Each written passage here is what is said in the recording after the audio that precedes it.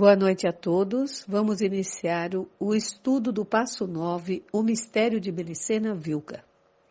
Capítulo 4 do livro 4. Oscar prometeu trabalhar com seriedade, disse tio Kurt. Não teve nenhum inconveniente em cumprir. O conteúdo do livro não era desconhecido para nós, ainda que a novidade se constituísse o linguajar filosófico de alto nível com que estava redigido.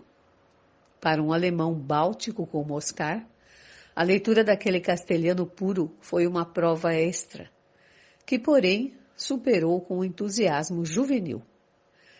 De modo que, ao concluir a leitura, meses depois, se apressou a solicitar o ingresso na Ordem dos Cavaleiros Tyrodal, sendo-lhe marcado um dia semanal para reunir-se em certo lugar oculto com os poucos camaradas de extrema confiança, que estavam estudando a segunda parte dos fundamentos e preparando-se para o kairos da iniciação. E esta etapa, ao dizer do próprio Oscar, constituía um dos acontecimentos mais felizes de sua vida. Contudo, se havia algo que causava desgosto a Oscar, era a minha ausência da ordem. Tal como me manifestara naquela ocasião em Tilcara, ele acreditava que minha presença e a contribuição de meus conhecimentos sobre a sabedoria hiperbórea eram imprescindíveis para fortalecer carismaticamente a ordem. Queria, ademais, que lesse o livro, mas não se atrevia a desobedecer ao pontífice, pelo que me rogou até o cansaço que o autorizasse a apresentar meu nome para que fosse checado na terra e no céu e obtivesse o livro pela via correta. Finalmente aceite, mais para satisfazê-lo que por verdadeiro interesse, pois, como já compreenderá, Nefe, eu disponho desde 1945 das instruções precisas para cumprir minha própria missão.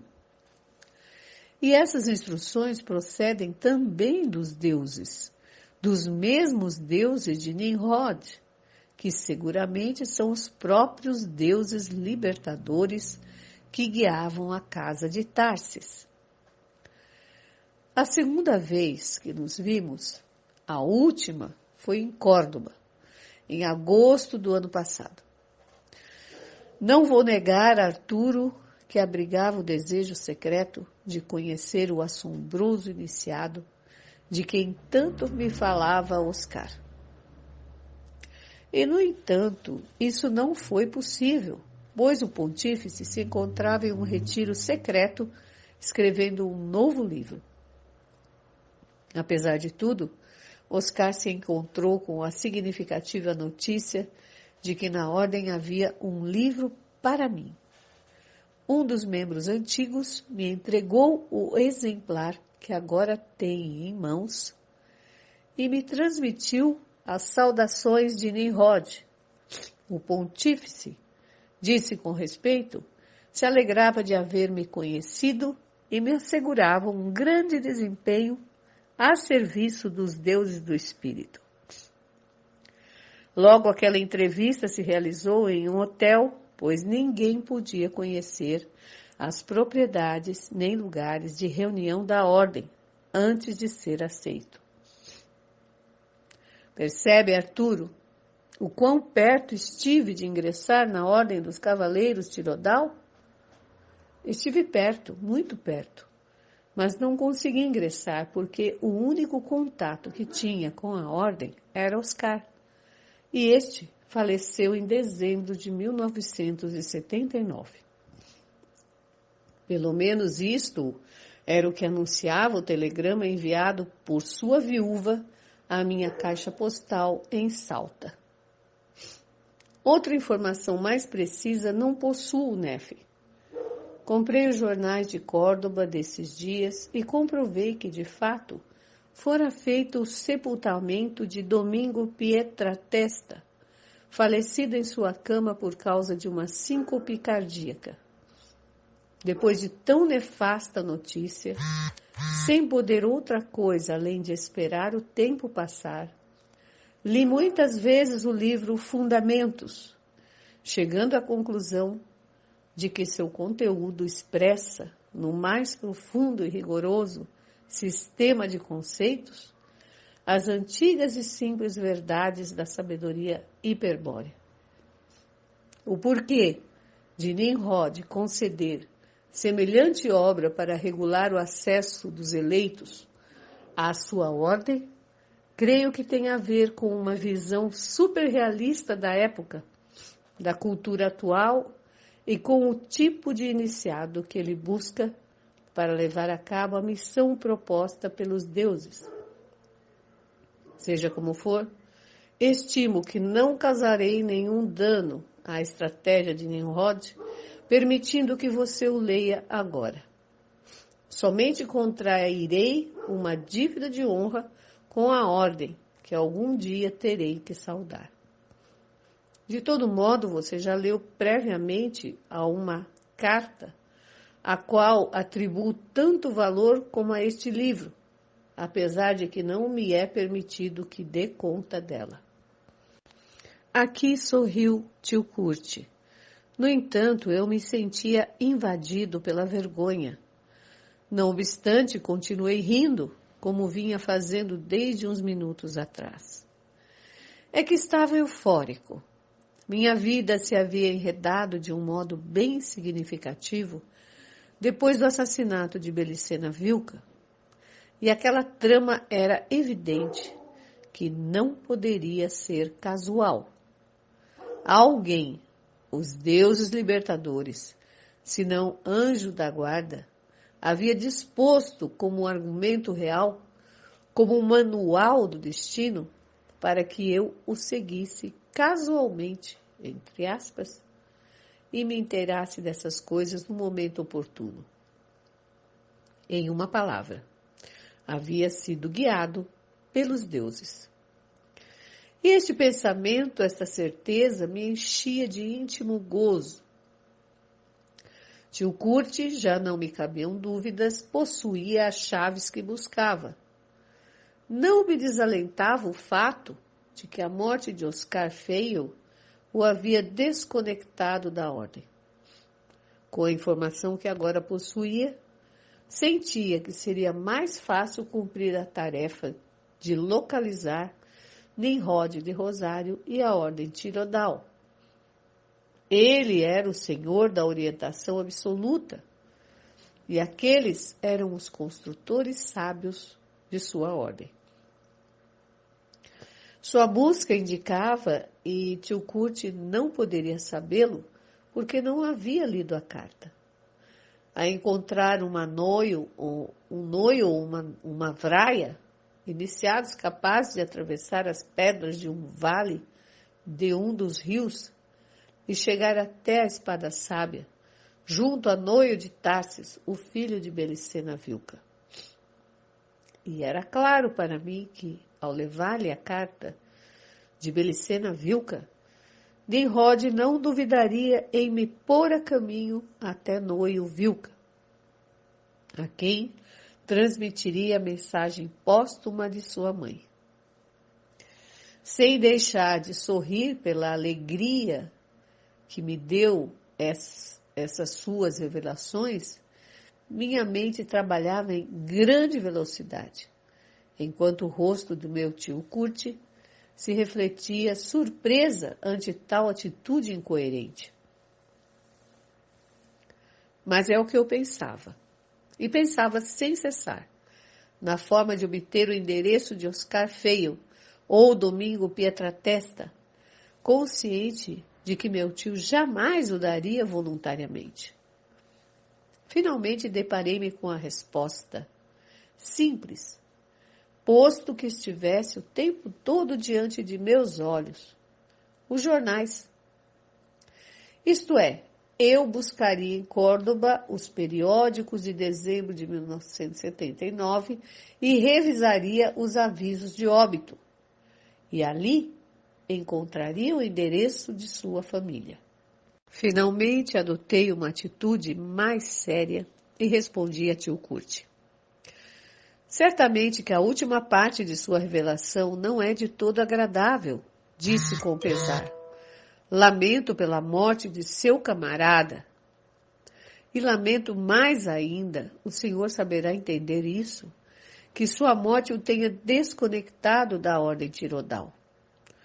Não obstante, é tão extraordinário que me tem contado de tal ordem, que poderia repetir suas palavras desta tarde. Creio que me tenha trazido algo que esperei muito tempo. O senhor o dizia pela carta, que ainda não leu, mas eu creio também que a informação sobre a ordem, e talvez este livro que ainda não li, constitui uma resposta concreta ao verdadeiro motivo de minha visita. Por quê? Se bem que eu vim conscientemente a indagar sobre a relação entre as SS e os druidas, é claro que tal pergunta está inserida na questão maior da busca do filho de Belicena Vilca, o verdadeiro motivo, inconsciente, mas efetivo, de todos os meus movimentos.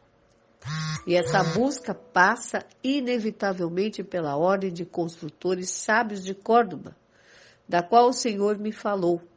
Compreende porque no fundo estou contente? Porque a descoberta dessa ordem representa o mais que necessário para mim, o mais importante, muito mais que obter notícias sobre os druidas. Sim, tio Kurt, afirmei enfaticamente. É imprescindível que o senhor leia o quanto antes esta carta. Não te molestarei até que acabe. Mas fez bem em antecipar que tinha o conhecimento da ordem Tirodal.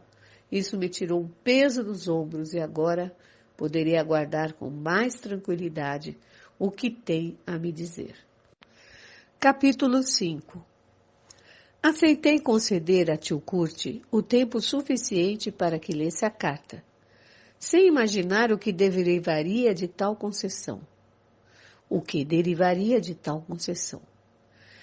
Em primeiro lugar, seja por efetuar a leitura conscienciosamente, seja porque provavelmente o idioma castelhano lhe impediu captar, com mais rapidez, os obscuros conceitos de Belicena Vilca, ou seja, pelo motivo que fosse, o certo é que concluiu em 10 dias. Mas, em segundo lugar, o mais irritante do caso é que, durante esse tempo, se fechou em seu quarto negando-se a sair, sequer por 1 minuto. Delegou as tarefas da vivenda para o seu capataz, José Tolaba, e ordenou que a comida fosse servida no quarto pela velha Joana. E em vão foi que eu tentasse quebrar essa determinação. Minhas notas não tiveram respostas e não consegui penetrar a lacônica lealdade da velha com minhas perguntas. Em síntese, tive de armar-me de paciência e aceitar a estranha conduta de meu tio. E para o cúmulo de minha frustração, sem poder avançar muito na leitura do livro Fundamentos da Sabedoria Hiperbórea, devido à complexidade dos temas que tratava, requeria pelo menos um dicionário filosófico para compreender com profundidade a maioria dos conceitos, que estavam empregados com muita exatidão. Ignorava se meu tio possuía algum exemplar, ainda que de nada me servisse se estivesse escrito em alemão. Naturalmente, não consegui resolver o problema, até que apareceu tio Kurt, e para então já não seria necessário dicionário, porque jamais terminaria de ler o livro de Nimrod. O relato de tio Kurt e os sucessos que ocorreram depois me impediriam de ler inevitavelmente. Deve ter sido muito intenso o efeito psicológico que a carta produziu em tio Kurt, pois, como efeito da leitura, demonstrava uma mudança física notável, sem dúvida um produto psicossomático da impressão recebida.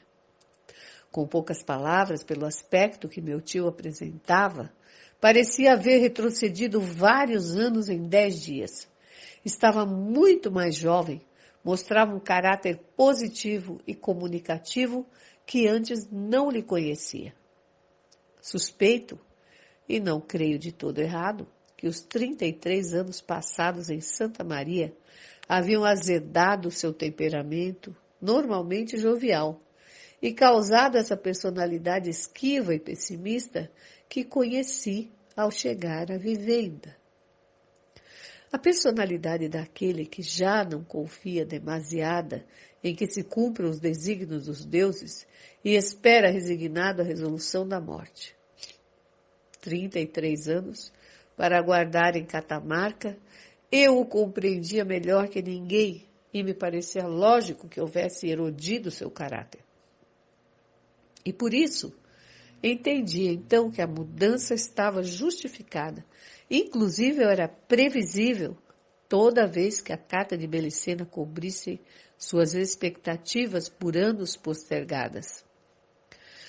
Pois está claro, já que o mesmo havia confessado que suas instruções para depois da guerra, instruções dos deuses, o obrigavam a permanecer naquele lugar, e que minha chegada portando a carta e o suposto iminente ataque dos druidas constituíam provas de que essa espera quase havia terminado. Em verdade, Nefe, foi a primeira coisa que disse tio Kurt, confirmando minhas presunções. Não foi a carta que me afetou a um extremo inimaginável, mas o mistério de Belicena Vilca, o que estava oculto por trás de sua existência real e que agora se descobre ante nós.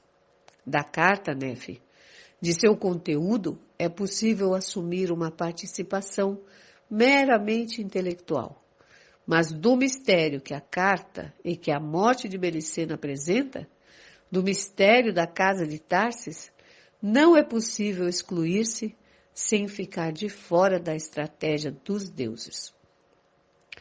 O mistério chegou a nós. Aqui tio Kurt decididamente se incluía em minha aventura. E não podemos nem devemos tentar esquivá-lo.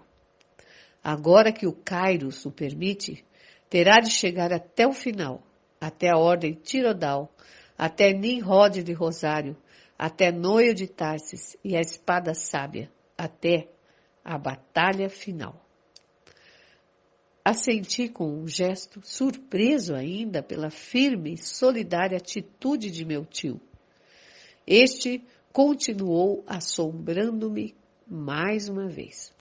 Vê, Arturo, tenho pensado nestes dias, mais do que você possa supor, avaliando os fatos e calculando cada passo que se deve realizar no futuro.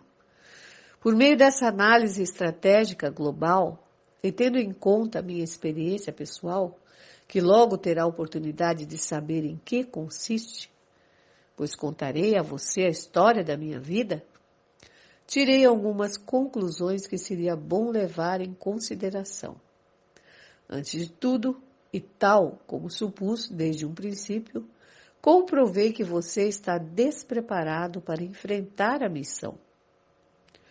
Quis protestar, mas tio Kurt levantou a mão de forma inapelável e decidi permitir-lhe completar sua exposição. Preste atenção, Nefe. Não disse que não poderia levá-la a cabo, mas que ainda não está preparado para empreender a missão. Mas estará em breve, se compreender meus argumentos e seguir minhas instruções ao pé da letra. Por conseguinte, o primeiro que deve entender é que jamais se inicia uma missão como esta sem um desprendimento prévio. Entendo, e não é necessário me explicar, que tal desapego é um estado de consciência espiritual que você experimentou desde o momento em que se lançou nesta aventura. Agora mesmo se sente desconectado do mundo, livre das ataduras materiais. Mas devo dizer com realismo que semelhante atitude é completamente subjetiva, ingênua, cheia de obstáculos para conseguir o objetivo espiritual. Uma atitude que não leva em consideração os inimigos, que tratarão de impedir de concretizar a missão.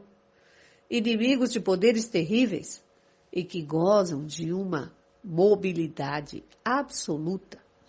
Uma atitude, enfim, que é estrategicamente suicida.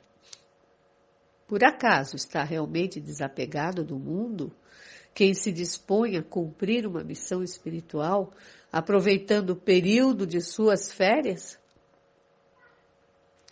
Quem depende do dinheiro para viajar, de um dinheiro que é limitado e que a qualquer momento pode acabar?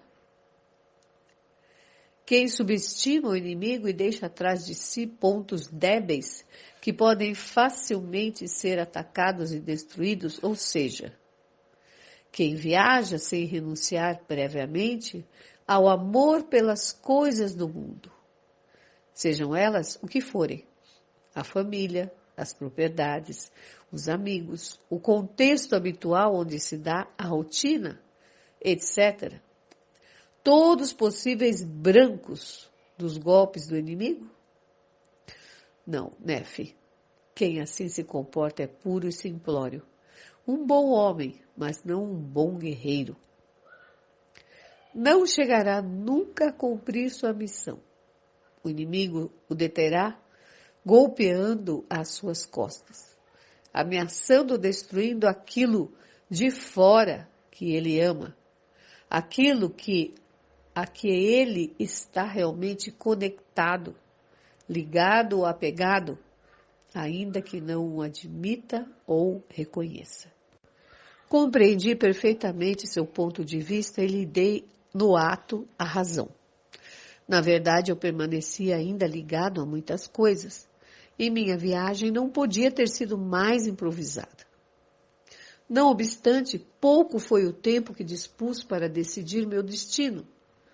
Antes o destino decidia por mim, sem dar-me tempo de mudar, de despertar, de preparar-me como pretendia tio Kurt. Tudo havia acontecido tão rápido. Que devia fazer agora? E o que perguntaria a tio Kurt? Que mais pode fazer, dadas as circunstâncias, considerando como ocorreram os fatos? Perguntei mais para mim mesmo que para tio Kurt, tratando de me justificar. É certo, todavia, que conservo meu trabalho, mas é que não me havia ocorrido que não poderia regressar. E quanto ao dinheiro, não sou rico, o senhor sabe. Realmente não sei como farei para conseguir o que necessite se esta aventura se prolongar demais. O afetivo, por outra parte, o amor a meus familiares e amigos, suponho que não saberei até que ponto o domino, senão quando for submetido a uma prova. Com o coração nunca se sabe, tio Kurt. Sim, são justas as repreensões, mas o Senhor deverá me orientar nesse momento, pois, do contrário, não terei outra alternativa a não ser continuar do mesmo modo ingênuo como comecei. Tio Kurt me contemplava com lástima, sem dúvida admirado de ver a irresponsabilidade com que eu tomava as coisas. Segundo ele, os druidas eram ferozes inimigos aos que não havia que temer, mas tampouco subestimar. Eu não temia, e isso era bom, mas parecia evidente que eu subestimava o inimigo, que não advertia que poderia ser destruído a qualquer momento, que me arrojava a desafiar a um adversário poderoso sem estar preparado para ele. Ignoro se minha atitude de então alcançava tal grau de insensatez, Mas o tio Kurt assim acreditava e isso o desesperava. Daí a que se dispusesse a considerar-me um soldado inexperiente, um soldado sem instrução de seu exército particular, e em lugar de sugerir e discutir comigo o que devia fazer, começa a ordenar as medidas que, no seu entendimento, deveriam ser tomadas sem demora. Irá enviar uma série de telegramas cancelando todos os seus compromissos. Renunciar seu trabalho, estudos, clubes, bibliotecas ou qualquer organização a que você esteja vinculado. Despeça-se de quem tenha que se despedir, dizendo que você fará uma longa viagem. Se desanima suas expectativas de te ver ou se despedir, logo te esquecerá. Caso tenha alguma propriedade, nomeie um procurador, alguém a quem não conheça e que não te conheça. Uma empresa de advogados, por exemplo, e ordene sua venda. Proceda do mesmo modo com tudo que o vincule à sua antiga vida. Corta todos os laços, apaga as pegadas, suprime todas as pistas. Não basta que esteja morto para si mesmo, também deve morrer para o mundo. Dinheiro não será problema por agora. Eu te darei o suficiente para ir em frente à missão. Passei mais de 30 anos reunindo dinheiro e chegou o dia de utilizá-lo. E é tão meu quanto seu, Nefe. Sabia que havia feito um testamento em seu nome? Logo, meu dinheiro soluciona os problemas do momento, mas não é a solução definitiva. Tratarei no futuro de te ensinar as táticas operacionais para que sempre possa conseguir o dinheiro ou as coisas que necessite. Trata-se de técnicas, métodos para valer-se de si mesmo, técnicas que todo iniciado hiperbóreo deve saber aplicar. Logo fiz tudo o que meu tio havia ordenado. Fui fazendo enquanto durava minha convalescência, durante os dias em que tio Kurt me narrava sua extraordinária história. Por fim, no dia em que tivemos de partir, nada estava ou nada ficava intacto em Salta de minha vida anterior. Tudo quanto havia angariado em anos de esforço e trabalho, agora estava desfeito. Cedo ou tarde, o doutor Arturo Signagel seria somente uma recordação, e logo nem isso existiria, possibilidade que entusiasmava meu tio Kurt. Não queria pensar na impressão que aquelas medidas haviam causado a meus pais e a Catalina, porque se me afrouxasse o coração, temia que tio Kurt o notasse. Frente a ele, queria parecer mais forte do que era. Queria tranquilizá-lo sobre meu equilíbrio e valor. Queria colocar-me à sua altura, a nível de suas exigências, porque, quase sem perceber, começava a admirar a tio Kurt, a valorizar suas grandes aptidões, a apreciá-lo e compreendê-lo. Até aqui o estudo de hoje. Na próxima oportunidade, estudaremos o capítulo 6 do livro 4 do Mistério de Melicena Vilca. Uma boa noite a todos, um bom descanso e perdoe-me porque estou resfriada. Abraço a todos.